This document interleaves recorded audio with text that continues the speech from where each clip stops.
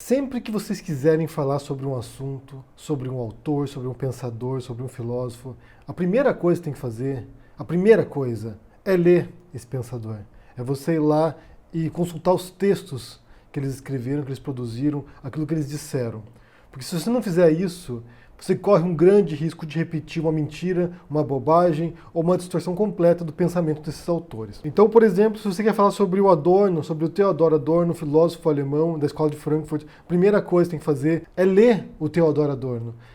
Nesse livro aqui, que está em espanhol, Dialética do Esclarecimento, e aqui está a Dialética do Iluminismo, em parceria com o Max Horkheimer. Eles trabalham sobre vários assuntos, sobre o mundo moderno, sobre o mundo contemporâneo, e um dos artigos, um dos ensaios aqui, se chama A Indústria Cultural e Iluminismo como Mistificação das Massas. E nesse texto, o Adorno e o Horkheimer trabalham sobre a questão da indústria cultural, né, sobre a cultura de massa, e como a cultura, enquanto fenômeno do capitalismo industrial, enquanto produção para as massas, transforma tudo que ela toca em produto. Então, na indústria cultural, uma música, um filme, uma obra literária, tudo isso está no mesmo nível de um produto de uma geladeira, de um carro ou de outro produto da indústria tradicional. Por que é importante saber isso? Porque é importante que você leia o que o Adorno fala sobre a música, sobre a literatura, sobre o cinema, sobre o rádio, sobre a televisão. Bem, essa semana passada aí, o Olavo de Carvalho, né, o guru astrólogo do bolsonarismo, ele apareceu num vídeo que eu acho que é recente. Eu tentei encontrar o vídeo, mas não encontrei a origem do vídeo, mas eu acho que é recente esse vídeo aí. Tem um livro de um repórter holandês que ele dá lá uma informação que eu ainda vou verificar. Entre outras inúmeras informações úteis, o cara chama-se Robin de Ruyter. Eu não sei ler holandês, eu só sei dele através de menções que foram feitas em outros livros. Entre outras informações que ele dá uma que eu vou investigar, mas que me parece verdadeira pelo contexto ali. Ele diz o seguinte: os Beatles eram semi-analfabetos em música. Eles mal sabiam tocar violão.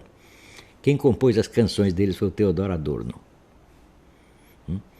No qual ele fala sobre os Beatles e a influência que eles tiveram no mundo, a influência que eles tiveram na cultura, e que o filósofo Theodor Adorno, esse filósofo da Escola de Frankfurt, teria sido, de acordo com uma teoria conspiratória que ele tirou do rabo dele, teria sido o compositor das músicas dos Beatles. Então, na verdade, todas as canções dos Beatles que a gente acha que foram compostas pelo Lennon e McCartney, principalmente, mas também pelos quatro, né, pelo Ringo Starr e pelo George Harrison, todas essas músicas teriam sido compostas por um filósofo da Escola de Frankfurt, por um pensador. Que, na verdade, quando você estuda a história do Adorno, né, quando você observa a história do Adorno, você vê que o fascínio que ele tinha, na verdade, era por Schoenberg, por um compositor de música erudita, dodecafônica, que era um estilo inovador, bastante modernista. Então, toda a obra do Adorno, quando se trata de cultura, quando se trata de arte, é uma crítica feroz à indústria cultural, à cultura de massa. Talvez seja um dos maiores críticos da cultura de massa no século XX. Boa parte do que eles disseram sobre esse assunto era depreciando o jazz, a música popular, a música que tocava nas rádios, a música para consumo das massas. Na verdade, o que o Adorno diz ali é o extremo oposto do que o Olavo está defendendo. E essa é uma crítica que é feita ao Adorno, a incapacidade dele de compreender que no meio da indústria cultural, que no meio dessa cultura de massa, era possível sim ter produtos culturais genuínos, artísticos e que contribuíssem para a sociedade, que não era apenas uma produção mecânica, que não era apenas algo negativo, que tinha coisa positiva, como é o caso dos Beatles. Se a gente for pensar na obra dos Beatles, por exemplo, o impacto social e cultural dos Beatles é um impacto positivo, a meu ver, pelo menos.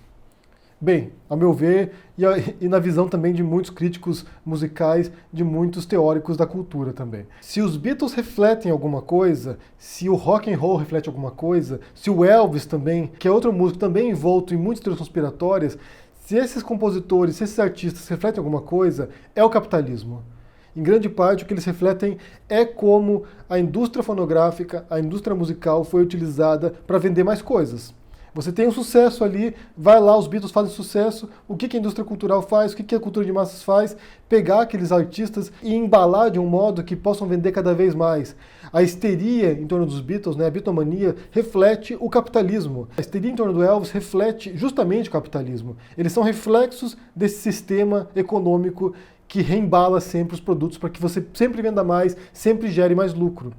Não é reflexo da Escola de Frankfurt, não é reflexo da dialética negativa do Adorno e do Horkheimer, não é reflexo da crítica marxista da sociedade contemporânea. É o contrário, é justamente aquilo que eles tanto criticavam, é o capitalismo. Principalmente porque a teoria crítica, a escola de Frankfurt, o que eles percebem, né, e você observa isso no Horkheimer, no Marcuse, você percebe isso no Adorno, você percebe isso no Walter Benjamin, o que eles dizem é justamente isso, que a gente entrou numa era agora no qual a gente está totalmente enredado pelo capitalismo e não há saída. Eles são muito pessimistas em relação aos rumos da sociedade e da cultura. Eles acham que não tem saída para isso. A gente está preso nesse mundo, nesse modelo, e não há saída. O que o Marcuse, por exemplo, fala, que é outro teórico desse grupo, é que a luta de classes, por exemplo, ela foi engolida pelo capitalismo. A divisão de classes, né, a noção do proletariado. Então, o que acontece quando você vai num país como os Estados Unidos, onde você tem uma classe proletária que tem acesso aos bens de consumo, que esses bens de consumo acabam dominando a classe proletária e ela se conforma com a sua condição.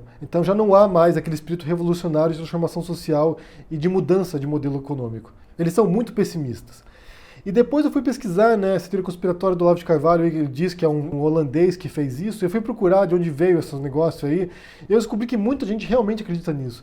Muitas pessoas realmente acreditam que os Beatles, eles são, na verdade, agentes de uma cúpula secreta, de uma elite, que é o tal Comitê dos 300, que é uma cúpula global que quer dominar o mundo, né? Que faz parte das teorias conspiratórias dos Illuminati, da nova ordem mundial. Então são várias teorias conspiratórias que partem dessa noção de que existe uma proposta de dominação global. E quem escreveu esse livro aí, que se chama Hierarquia dos Conspiradores, a História do Comitê dos 300, se chama John Coleman, que ele era um ex-agente de espionagem, e ele escreveu esse livro aí para contar, né, sobre essa conspiração dos 300 aí. E nessa obra aparece essa teoria conspiratória de que, na verdade, o Adorno seria o compositor dessas músicas dos Beatles. E isso se proliferou, né? Você tem diferentes grupos aí, diferentes comunidades, teorias conspiratórias, nos quais eles propagam essas mentiras, esses delírios, essas sandices. E o Olavo de Carvalho, como sempre, né, reembala essa teoria e leva para o Brasil. Ele já fez com várias outras teorias conspiratórias, marxismo cultural, por exemplo, outras teorias conspiratórias, e essa é uma delas. Ele vai lá, reembala, ele é o mensageiro, ele é o leve trás dessas teorias malucas que chegam no Brasil e viram piada, né? Virou piada, na verdade. Todo mundo estava rindo no final de semana sobre essa história maluca do Olavo de Carvalho agora, mais uma, né? E uma coisa estranha que eu quero falar para vocês aqui, né, que eu fui procurar esse livro aqui do John Coleman, eu acabei caindo aqui numa pasta nos arquivos da CIA, da Agência de Inteligência dos Estados Unidos. E é muito estranho, gente, muito estranho, porque essa pasta aqui, ela está dentro de uns arquivos chamado Complexo Abbottabad, que esses arquivos aqui, gente, eles foram pegos, eles foram coletados a partir dos computadores do Osama Bin Laden.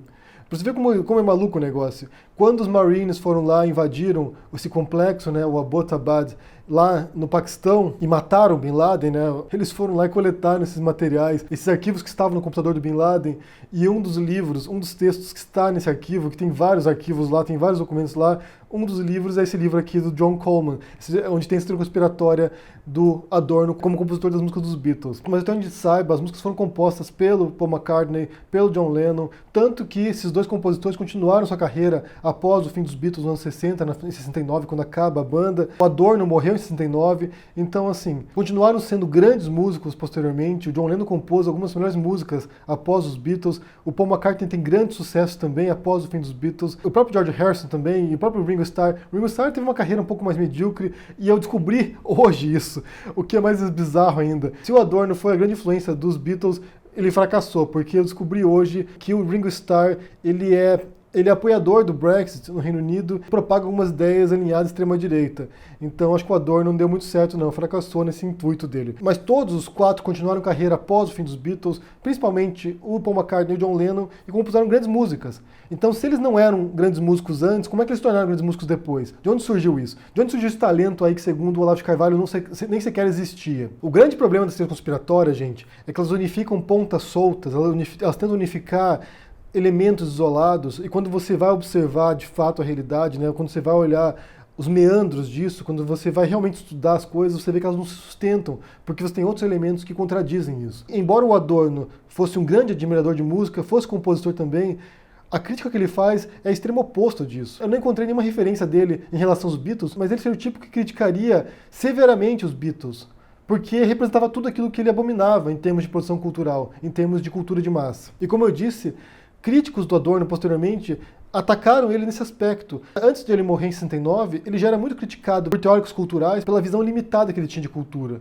como ele era incapaz de compreender realmente manifestações contemporâneas e o valor delas. Ele é um grande autor, é um grande teórico, é um grande filósofo, o Adorno, vale conferir, vale ler, mas as ideias dele são meio datadas, as ideias deles não evoluíram muito bem, não. Ainda mais essa questão da indústria cultural, por exemplo, elas envelheceram muito mal, porque depois surgiram outros autores, como o McLuhan, por exemplo, que fala sobre cultura de massa, fala sobre televisão, e outros autores também de psicologia, que começam a observar que a relação nossa com a cultura, mesmo com a cultura de massa, não é tão mecânica assim, não é tão passiva assim. Que mesmo com a televisão, mesmo com o cinema, mesmo com a música de cultura de massa, a gente interage de maneira muito sofisticada com esses fenômenos. Nós não somos meros receptáculos passivos da cultura de massa. Nós interagimos com ela, nós escolhemos o que a gente quer ouvir, nós somos agentes também nesse processo. Então eu repito, o que ocorreu nos anos 60, toda a contracultura, todo o processo que se deu ao longo dos anos 60 e 70, isso faz parte do processo capitalista de produção de cultura de massa, de se aproveitar de tendências e extrapolá-las ao limite, de você identificar um fenômeno ali que está fazendo sucesso e você embalar isso e vender para as pessoas cada vez mais. Foi feito com vários movimentos diferentes de cultura de massa. Foi feito com o rock, foi feito com o punk também, foi feito com o grunge, foi feito com outros movimentos, foi feito com o heavy metal. A cultura de massa identifica algo que está nascendo e que tem um público fiel e vai lá e transforma aquilo num fenômeno. E o objetivo óbvio é lucrar, é fazer muito dinheiro com isso. Tentar estabelecer um vínculo entre a teoria crítica, entre a Escola de Frankfurt, entre o Adorno e as composições dos Beatles, é a típica teoria conspiratória digna do Olavo de Carvalho, digna desses malucos ali que estão agora tomando conta da narrativa política no mundo. Isso é típico do sujeito que vem publicamente dizer que a Pepsi utiliza células de fetos abortados como adoçantes nos refrigerantes. Então, assim, não é surpreendente que surja da boca do Olavo de Carvalho, o que é surpreendente é que alguém como ele seja levado a sério por alguém nesse planeta. Eu quero saber se vocês viram essa história aí dos Beatles, né, e das composições deles, que na verdade seriam composições do Theodor Adorno, do filósofo alemão. O que vocês pensam sobre isso? O que vocês acham disso? Dessa teoria conspiratória aí? Elvis está vivo, gente? Elvis não morreu? Me digam aí no comentário. Deixe o joinha, assine o canal, ajude no apoio, a gente se vê por aí. Abraço e até mais. Tchau.